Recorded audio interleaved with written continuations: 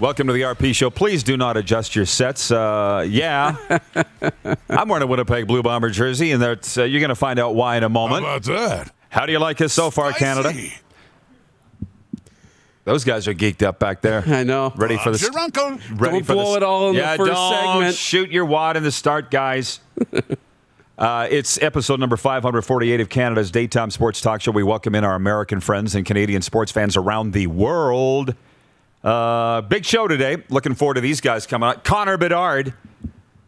We still calling him the Western Hockey League's first exceptional player? I guess he will be forever. Yes. Connor Bedard will be joining us, the star of the Regina Pats and Hockey Canada.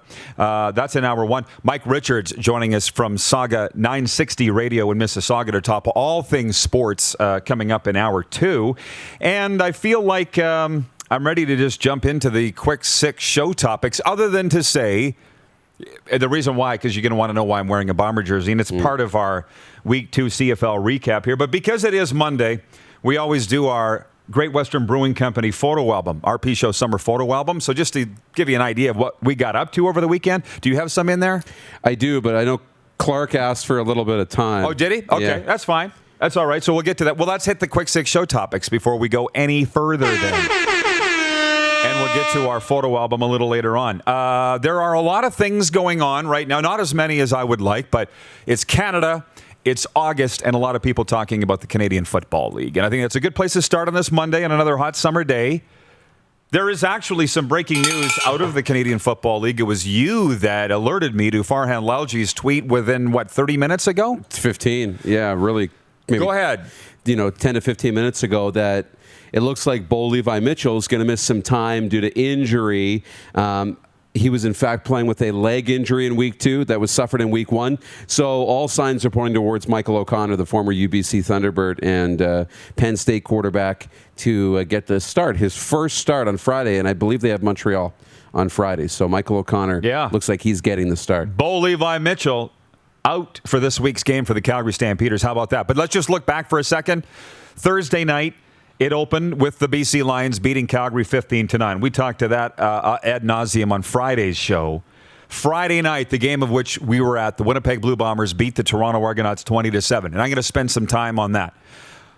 Wasn't the greatest game from an Argos perspective, and I had them picked to win, but it looked like they were running in quicksand, if running at all. They struggled mightily against the Winnipeg Blue Bombers, who are now 2-0. It was the Argos' first loss, 1-1, and they're now 1-1. And we haven't even talked about the fact that I really enjoy the game notes that the CFL sends out. In 130 years of Argos football, they had never been 2-0 to start a season with road wins. Never in 130 years. Wow. And that continues after losing to the Winnipeg Blue Bombers. But I got to say this, and it's part of our photo album. We do have some photos from that. We went to the game, and thank you, Winnipeg Blue Bombers, for the tickets. They seated us in around the Brady Oliveira family. And can I tell you something? That's a big family. Yeah, I know. They did not stop cheering from the moment the Bombers took the field until the final gun. The Oliveira family out of Winnipeg. Man, are they proud of their kid. The Canadian tailback for the Blue Bombers, who's filling in for Andrew Harris now. No reason to think that he's going to lose his spot. Oh. Can you lose your job due to injury? Well, and if you're Brady Oliveira? And I must say, when we were watching that, we were in our seats for the intros, and you made sure to get the Zach Collaros, intro graphic, his entrance. But do they love Brady Oliveira? Like the lid blew off the place when they announced his name. So they love him.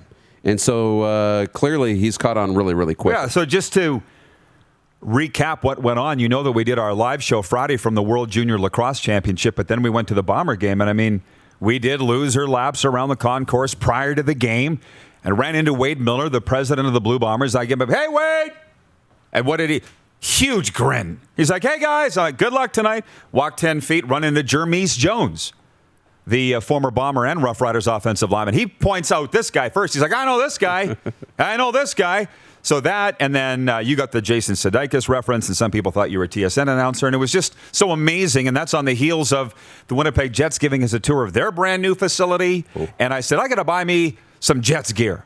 And they said, nah, and they said, our store's not open yet. What'd you say, it was under construction or something? No, it just wasn't open. I think their store was only open in season, I think. The downtown one. Downtown was closed in August. I don't think there was a lot of traffic down there. So I think I posted, because I tried to buy some Bomber stuff from the Bomber store, but if you can believe, of all the things that I liked, they didn't have anything in my size. Well, that place was packed. And they had everything, and it was packed, and it was shoulder to shoulder. So I moseyed on over to Moose Jaw on Sunday to Ultimate Fan Zone, and I bought this.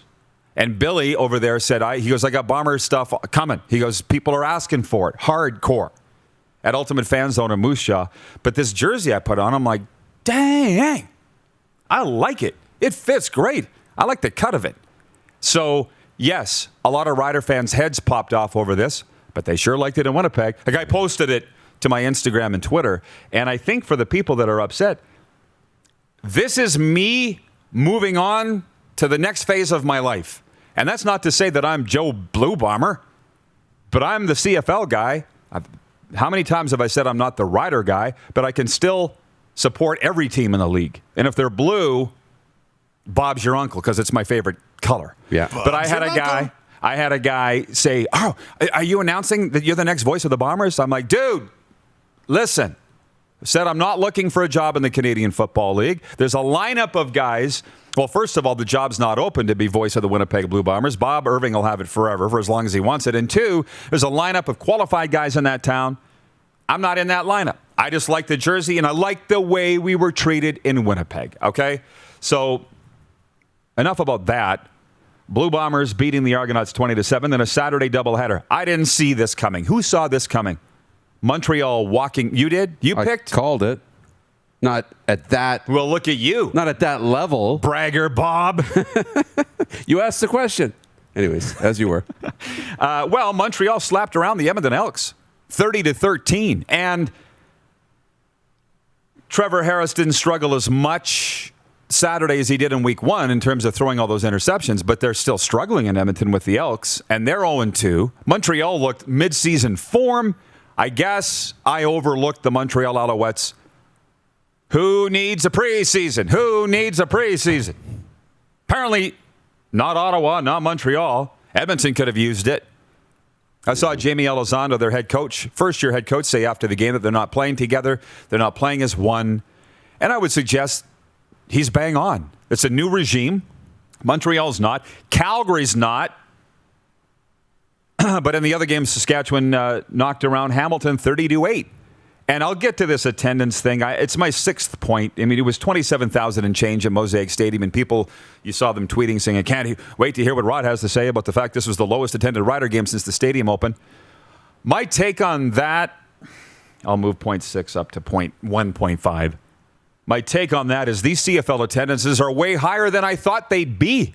Saskatchewan's already sold out one game. They've sold out the Labor Day Classic. They've announced it. They had two games in between. One was the Hamilton game, and then they're home again to Ottawa this weekend.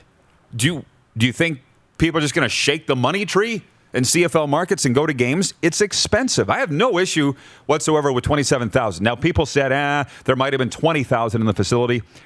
I don't know about that. 27,000 paid on the heels of a sellout for the home opener. I think it's a really good thing. Winnipeg had close to 30,000 week one. Significant drop-off Friday's game. They were loud, but it wasn't shoulder to shoulder in there. There's no doubt.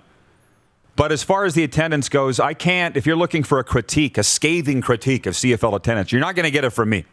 Because there's more people buying tickets this summer to CFL games than I thought there would be. Exponentially more. So I'm saying bravo to the CFL. Now, there are three teams that are 0-2, and nobody saw this coming. It's our poll question today for Capital Automall Universal Collision Center. Which 0-2 CFL team is a mirage? And if you don't know what that is, it means better than their record. And on Twitter, 56% say the Ticats, Darren, 30% say Calgary's better than 0-2, and 14% say Edmonton. By virtue of that, they're saying Edmonton is what we thought they were. But I see a different result on Facebook. Calgary 48, Ticats 40%. So more people thinking Calgary's going to turn it around. But with this news that Bo Levi Mitchell's not going to play this week against Montreal, that might change things. There's no concern, I don't think, with attendance in Saskatchewan, Winnipeg, Edmonton. I think there is concern over attendance in Calgary. But I think I was saying to you last week, I've become so entrenched in the last year of watching games without crowds. I'm not looking in the crowd I haven't even noticed the attendance. I had to go back. It was what? Who cares? People do care. It's very important. Yeah. But I didn't really notice it. Through 2 weeks, is this what we're talking about? It's not what I want to talk about. You know, Hamilton, they're off this week. And when I talked about Toronto looking like they were running in quicksand the other night in Winnipeg, Hamilton was the same. And I'll tell you what, I got to take my hat off to these TSN analysts like Stiegel and Dunnigan. They've pulled no punches in terms of who's playing like junk in the early going in the Canadian Football League. I don't know how much of that you've seen, but on the Ryder Ticat game, was it Dwayne? Who was doing color in that game? I think Dwayne Ford. Yeah, 40. He's like, I don't care that they're missing Devere Posey and Braylon Addison. They should be better. And they should be better. So I would say that the Hamilton Tiger Cats, pretty much everybody's preseason pick to be the Grey Cup champion at 0-2, they got to be better than this. But let's not forget, it's a 14-game season. You don't have a lot of time to figure this out. No. You do not. No, it'll move really quickly. Orlando Steinauer, though, is a guy that I have a lot of faith in and trust in Hamilton, that he can get that team back to where they need to be. But let's not forget that we missed a whole season. And you can't just draw a straight line from last year, take this year and a half off and just slide them together and think you're just going to pick up where you left off, right? 16 months ago. It's just not the case. So we're starting to see what's happened in that time off, who's adjusted, who's dropped off, who hasn't been able to keep up. And for a guy like, Jeremiah Masoli, it's been more than that because he missed most of the last season that they were on the field too. So there's been a lot of time off. It's going to take him some time to get going again and use his feet and feel comfortable and be able to read these defenses. And they've got film on him. So it's going to take time in Hamilton, more than we thought. The warm-up is brought to you by Ecol Electric. Come check out our new Regina Data and Lighting Center. Ecol Electric, let's get to work. Because it's Monday, I don't have all my windows open yet here, Moose, i.e. the comments. Let's get to the comments from some of our viewers here. James in Manitoba, the Bombers averaged 19,000 at the old stadium, so 23,000 is not bad. No, it's not bad. Ryan Gregory on YouTube. I agree, Rod. People need to remember that we are still in a pandemic. From the Puck and Pigskin podcast in Alberta, I noticed watching the Ryder game because you don't usually see that many green seats empty. For whatever reason, that's what everybody wants to talk about. I, however, do not. So that's our take coming out of week 2 in the CFL. Week 3 this week opens Thursday, Edmonton at BC. Friday, Montreal at Calgary. And now we've learned today, no Bo Levi for the Stampeders. Saturday doubleheader, another one. Winnipeg at Toronto and Ottawa at Saskatchewan. And we can talk about which team is a mirage at 0-2. A delicious topic is who's the best unbeaten team, which maybe we'll do tomorrow. But Winnipeg's 2-0, Saskatchewan's 2-0, Ottawa's 1-0, Montreal's 1-0. But I'm going to reserve an answer on that until the back-to-back set, Labor Day and Banjo Bowl. That will be when the rubber meets the road and we find out who's the better team, clearly. But as somebody said to me in Ultimate Fan Zone yesterday, Moose, they said, are you going to wear that jersey on Labor Day? I said, I might wear it up till Labor Day. Every day. That's how much I like this thing. It looks good. I love it. It looks good. I love the royal blue. We're walking in that store, and I'm like, my God, do they have beautiful merchandise. I know. The color combo, how they have the W logo as an alternate as well. Looks really hot. I wish they, had more of the navy. I know they went more to this royal blue in the last couple of seasons, but no, they got really good merch. But well, yeah, it's good, and I hope you don't wear it every day. Well, I meant around here. Maybe you can't wear it on Labor Day around here. No. The people are all geeked up. My quick 6 note, they're all out of order. Chicken scratches everywhere. Mm-hmm. They're excited about the CEBL news, okay?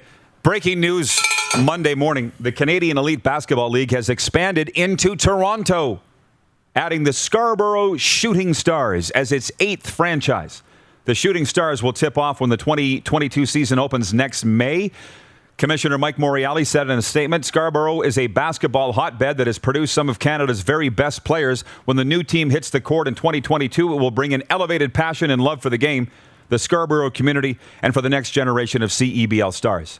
Who the heck were... Oh, it was the lacrosse guys on the weekend. We were talking about, in Winnipeg, about expansion. And will they go to Florida? Will they go to Arizona? And they're like, well, it's not a lacrosse hotbed there. Well, for basketball... Scarborough is a hotbed. This is a smart place for them to expand in the CEBL. We're running out of time here. NFL preseason notes. We'll get to these later. There was only one game yesterday. Colts over the Panthers 21-18. Chuba Hubbard looked really good in that game, despite a losing cause. Blue Jays avoid a sweep in Seattle. We got some hockey notes. How about Austin Matthews going to miss the start of the season with surgery? I'm sure you're panicking over that. A little bit. They're still talking about Joe Thornton signing in Florida, which I don't get that one. And before we break, the summer photo album is ready to go for Great Western Brewing. So let's go with it. Where the heck is? Okay, this is our photos. That is from our meet and greet. That's some of the guys that showed up at Hooters Winnipeg. And we had this is a special gift. We didn't tell everybody that they were going to get gifts from the RP show. Those are Rockstar of the Day shirts and hats. Those are some of the guys that came down. And we appreciate them spending some time with us. This was, hey, did you send that one? Yeah, I sent a few. We just stumbled into this, and the Jets were like, get in here. We're announcing Dale Howard-Chuck Way. Come inside the ropes. And that's Mark Chipman at the owner of the Jets. He's standing at the podium there. So that was cool. Yeah, that just happened. Yeah. Funny how things just happen. Did I take that? I don't remember standing for that photo. Did you take that one? Yeah, of course. So that was inside. That was in the Jets' office. But that's all we can show you. That's all we can show you of that. Brand new offices for the Jets. That is from the concourse at IG Field. So that was fantastic. Friday, beautiful night for football. Oh, boy, was that great. That is producer Clark. Thank you, Clark. Riders coming out of the tunnel Saturday night. Yep. What a divine life we lead, huh? Oh, this is Nelson Vo, right? Yep. Our content creator. He was at the MLS game, the Montreal Impact. Mm-hmm. And who's this? And that was me on the golf course. Of course it was. There you go. I had to get the shot in. We're seeing Sean McNall was there and everybody in Kenosee. So it was fun there. Share with us how you're enjoying the summer and get a chance to be featured on the RP Show by using the hashtags RP Show or GW Beer Summer. Tweet them at us now. An original 16 to fit your active lifestyle. Superior taste with only 80 calories and 2.5% alcohol. Taste without compromise. Purchase at a store near you today. You're watching Rod Pedersen On Demand. For more of The Rod Pedersen Show, visit rodpedersen.com or follow Rod Pedersen on social media.